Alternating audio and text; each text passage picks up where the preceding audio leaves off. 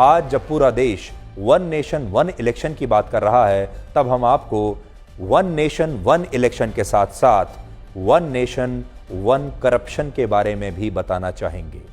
आरोप है कि छत्तीसगढ़ की सरकार ने इस साल के लिए जिन मुफ्त पुस्तकों को प्रकाशित करवाया, उनमें ज्यादातर पुस्तकें सरकारी स्कूलों के गरीब छात्रों तक पहुंची ही नहीं, और ये पुस्तकें छात्रों तक पहुंचने की बजाय कबाड़ के इस गोदाम में पहुंच गईं।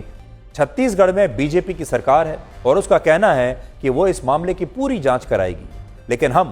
बिना जांच के ही आपको यह बता सकते हैं कि इस मामले में घोटाला कैसे हुआ होगा। असल में ये पुस्तकें अगर गरीब छात्रों को मुफ्त में मिलती तो इससे गरीब छात्रों का तो फायदा होता, लेकिन भ्रष्ट अफसरों को इससे कुछ नहीं मिलता। इसके अलावा इन पुस्तकों को बाजार में बेचना बड़ा मुश्किल था, क्योंकि इसमें फंसने का डर बहुत ज्यादा था, और इन पुस्तकों पर साफ साफ लिखा है कि ये किताबें बिक्री के लिए नहीं है, इन पर लिखा है नॉट फॉर सेल,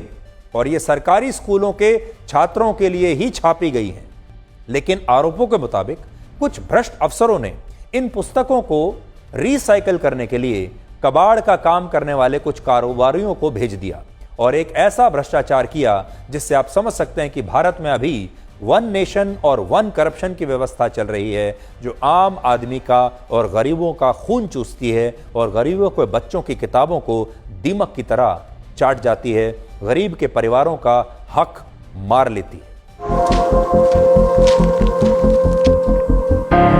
ये किताबें सरकारी किताबें हैं, और ये वो किताबें हैं जो निःशुल्क गवर्नमेंट स्कूल्स कॉलेजेस के बच्चों को दी जाती है, फ्री ऑफ कॉस्ट दी जाती है। अधिकारियों द्वारा किस तरह से इसे बच्चों तक ना पहुंचाकर इसे यहाँ पर भ्रष्टाचार